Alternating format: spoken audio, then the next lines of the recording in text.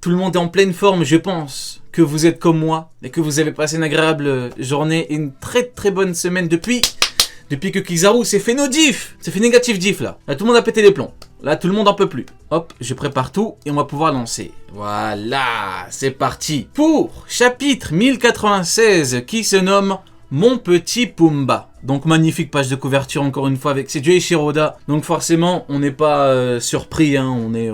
On admire l'art de l'artiste et puis on le laisse faire ce qu'il sait faire de mieux, c'est-à-dire faire des classiques. Enfin au bout d'un moment, c'est comme ça. Hein. Eiichiro-Oda c'est comme un Yonko devant un amiral. Hein. Il va forcément poser un classique. C'est comme ça. Voilà, Kaido, Luffy, Barbe Blanche, c'est obligatoire. Du coup Zoro magnifique, hein, avec des petits chiens. Zoro en rage d'avoir perdu contre des chihuahuas. Aux 13 lapins super rares que je vous ai présentés et dont l'élimination rapporte 10 000 points par tête, ça ajoute également 150 lapins rares. Quiconque tuera l'une de ces cibles en un coup remportera un bonus spécial. Donc là on est toujours dans du one shot. Voilà, c'est comme Kizaru. Hein. Voilà. Si Luffy participait que Kizaru était un lapin, et Luffy aurait eu tous les points. Il aurait eu le bonus one shot, il aurait tout eu. Il aurait même eu le bonus je lui ai chié dessus. C'est un autre bonus spécial. Quant au vainqueur de la compète, il se verra remettre une sublime récompense. Donc là, bon, c'est la chasse un petit peu par contre. Au fond, mes amis, il y a les chevaliers divins. Au fond,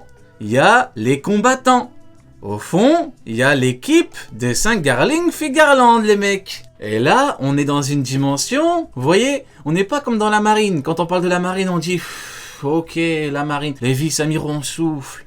Les amiraux, c'est bon, on n'est plus en 2014, c'est bon, à Keinu, à Okiji, Kizaru, on n'en peut plus, c'est bon, c'est fini. On est en 2023 maintenant, faut avancer. Et justement les mecs, qu'est-ce qu'on a au fond? On a les chevaliers divins, et là, je pense que, vu la coupe de cheveux, c'est Saint-Garling Figarland les mecs. Ça c'est magnifique. Et là, flow complètement stratosphérique, je vais vous montrer bande de gamins. Donc là, Garling parle à ses potes, hein, parce que bien évidemment, Garling n'est pas devenu le chef des chevaliers divins. Pour rien, c'est lui le patron, hein. Regardez, hein, je vais vous montrer bande de gamins. Il chie sur tout le monde, cet homme est un roi. Cet homme, il n'a strictement rien à foutre, c'est lui le boss, hein. Il est là, tu lui mets un amiral devant lui, il lui chie dessus, hein. Concrètement, il parlerait comme ça à n'importe quel amiral. Hein. Le trophée ira à la famille Manmeyer. On ne te laissera pas gagner Garling. Donc là, on a un mec qui est complètement dans le déni, là on a... C'est comme, là on a un pro-amiral. Le mec, il est complètement dans le déni, on ne te laissera pas gagner. C'est pas toi, c'est pas avec ton masque de Golemon que tu vas pouvoir battre Garling. Il n'y a qu'un seul champion à God Valley, c'est Garling. Donc toi, espèce de petit clown, c'est pas parce que t'es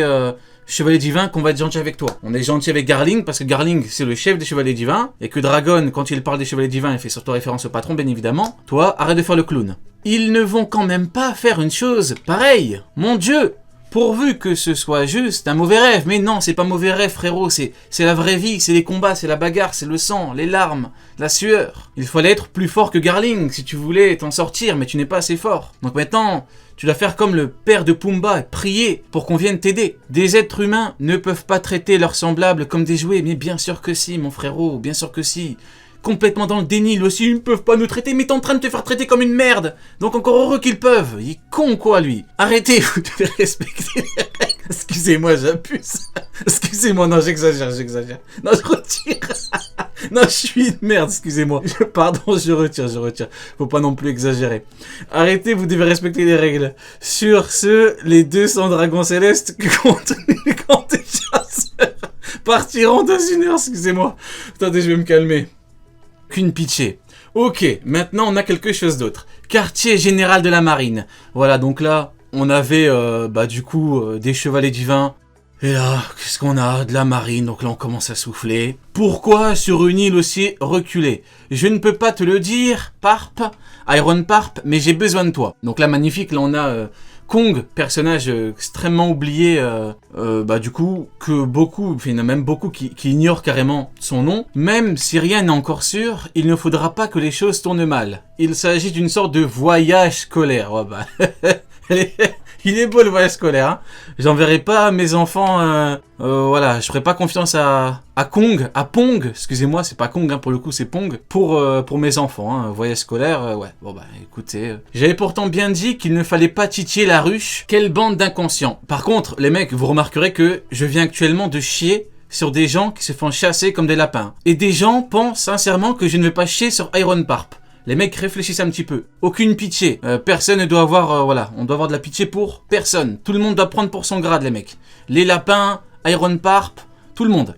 Et là, bah là on a Iron Parp, justement. Iron Parp qui est en vacances, voilà, le mec qui toute sa vie a chassé les pirates, toute sa vie il a capturé les plus grands pirates au monde, il a mené les plus grandes batailles, le mec c'est le héros, le mec c'est le patron, voilà. Bizarrement, quand tu demandes des images en combat, qu'est-ce qu'il fait le combat? Don Chinjao, quand il ne combat pas, Don Chinjao, il fait quoi? Il est sur un transat. Vous en tirez vos conclusions, je suis là pour parler des faits et uniquement des faits. Quand on regarde Garp combattre, c'est quoi? C'est Chinjao et il s'est entraîné pour le péter son crâne, donc pour le battre. Concrètement, quand il est pas en combat contre de grands personnages, des meilleurs combattants du monde, on donne Chinjao, il est en vacances. Par contre, élément très intéressant, il ne faut pas titiller la ruche.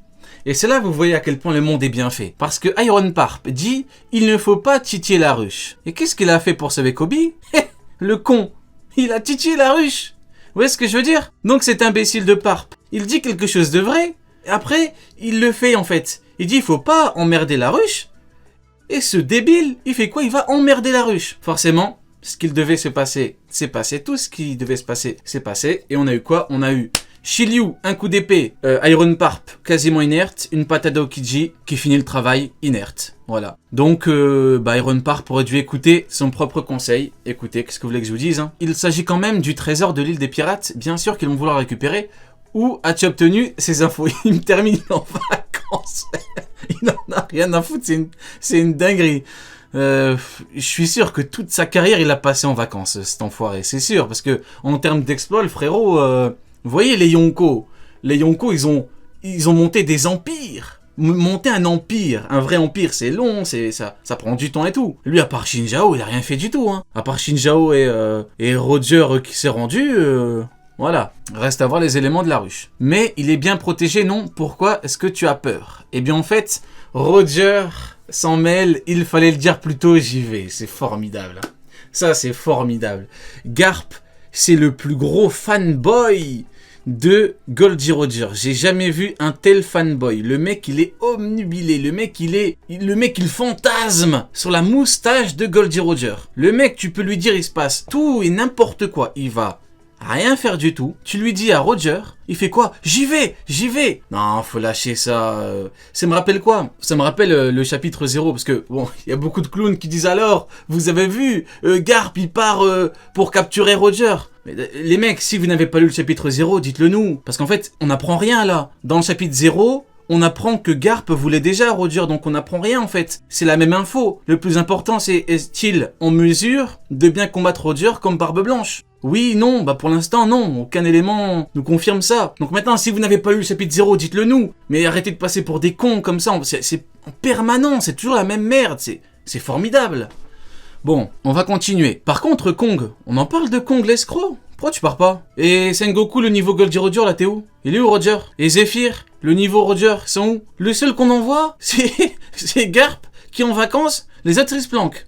Alors les mecs, je suis à deux doigts de défendre Iron Parp qui, lui, au moins, fait la démarche d'y aller, pendant que les autres se planquent, hein. Alors, je veux bien, voilà, on attaque Iron Parp et tout, pour tout un tas de raisons, mais... Pengoku, Zephyr, Kong, il s'agirait d'aller se faire foutre les mecs, hein. Parce qu'on veut bien rigoler et tout, mais où est-ce que vous êtes? Vous êtes où? Pengoku, t'es où? T'as mieux à faire? Non, lâche ça Pengoku, t'es nul. Nouveau monde, ruche, l'équipage de Rox d'Ixebek a mis les voiles. Dépêchons-nous d'y aller. C'est l'affaire de tous les pirates. L'île est encerclée par une multitude de navires de la marine. Non seulement personne ne peut s'enfuir, mais l'existence même de la tragédie en cours sera effacée de l'histoire. En plus d'expulser les habitants pour s'emparer des ressources de l'île, c'est une vraie dinguerie. Il y a un jeu de massacre, c'est une vraie singerie, ça on va pas se mentir. Hein. Vous arrivez à le croire, vous, que sur les quelques 100 000 lapins qui peuplent cette île, il n'y aura aucun rescapé. Donc ça c'est une vraie dinguerie. Hein. C'est à se demander si tout ceci est bien réel. Oui, c'est totalement réel. Mais si on survit à ces 3 semaines, il paraît qu'on sera libre. Évidemment que non. Il n'y a jamais eu aucun rescapé. Qu'y a-t-il d'amusant à tuer une personne accablée d'espoir? Bah oui, de désespoir, pardon. Tout à fait. Ivankov, masterclass. Hein. Ivankov, les la tête, son big crâne sur les épaules, là, magnifique. Hein. N'allez pas vous imaginer que vous pouvez survivre à ce jeu répugnant. Ah, il est là, le méchant. Il est là. Saint-Garling est déjà à 100 000 points.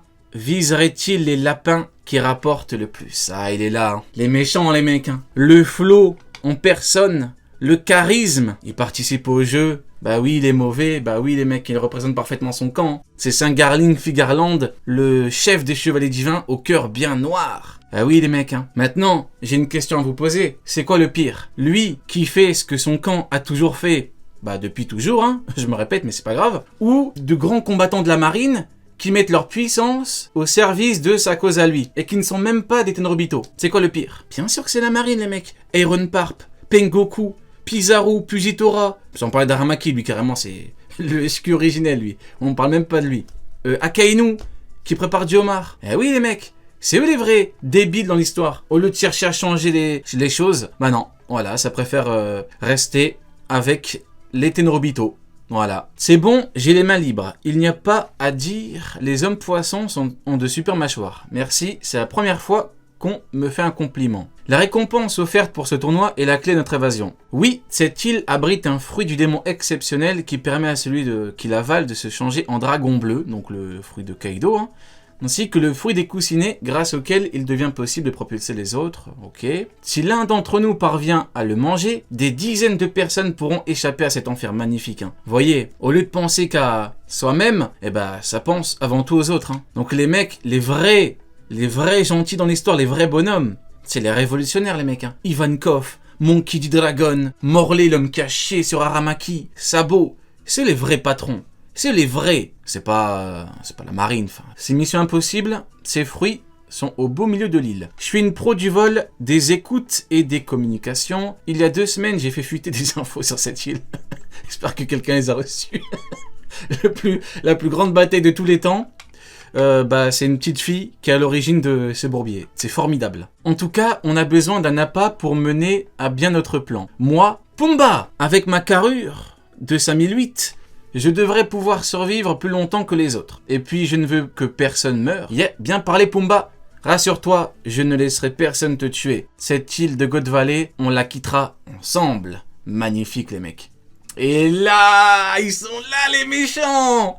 Les Grinch, qu'est-ce que c'est? À l'est de l'île, j'aperçois l'équipage de Rox. Que fait-il là? On se posera la question plus tard. Pour l'instant, les navires ne cessent d'affluer avec à leur bord des pirates de renom, les Grinch. Mais personne ne nous a prévenus. C'est quoi le but? Vous perdez votre temps, soldats. Suivez-moi, équipage de Rox. Ah, c'est une dinguerie.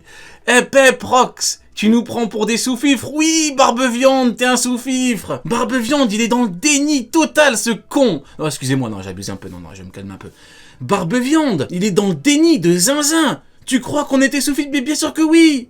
Il peut te gifler, donc bien sûr que oui, t'es un sous-fifre. C'est un fou furieux, il est dans l'équipage. Il était recruté. Est-ce que tu veux venir sous mes ordres? Il a dit. Oui, et après il dit quoi? On n'est pas sous tes ordres. Oh, réfléchis, gros, c'est bon. On t'aime bien, Barbe-Viande, mais arrête de déconner. Tu nous prends pour tes sous-fifres. Non, non, non. Non, t'es son égal. Non, t'es capitaine. Oh, t'es fou ou quoi? Ah non, Newgate, tu ne vas pas t'y mettre toi aussi. D'ailleurs, hein, on n'est pas tes sous-fifres. Rox, il lui a dit, va recruter Kaido. Il a fait quoi? Il est parti. Les faits, uniquement les faits. Il lui a dit, écoute-moi, moustache blanche.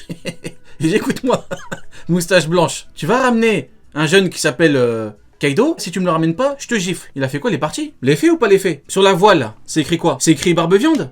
Non. C'est écrit moustache blanche? Non. C'est écrit Rox. Donc oui, tu es son sous-fifre. Oui, c'est comme ça. Ces fruits reviendront au premier qui mettra la... Je crois que je suis le seul à terminer Barbe Blanche pour rien.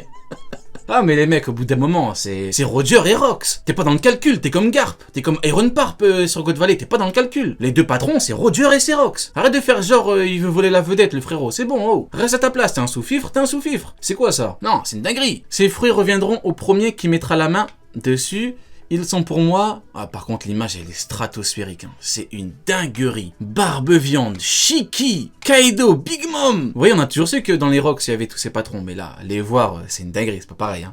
Ah, quand tu les vois, Cet abruti de Rox va sûrement perdre de vue notre objectif. Dépêchons-nous de voir ce qu'il en est. Barbe-Viande. Attention, on a été gentil avec toi, mais commence pas à traiter n'importe qui d'abruti. Parce que toi, t'es à ton prime de chez Prime. Goldie Roger, il était malade, il crachait son sang par terre. T'as pas réussi à prendre le dessus. Attention, là tu parles d'un mec qui combat ce Roger là, mais en version Prime, Barbe-Viande. Attention.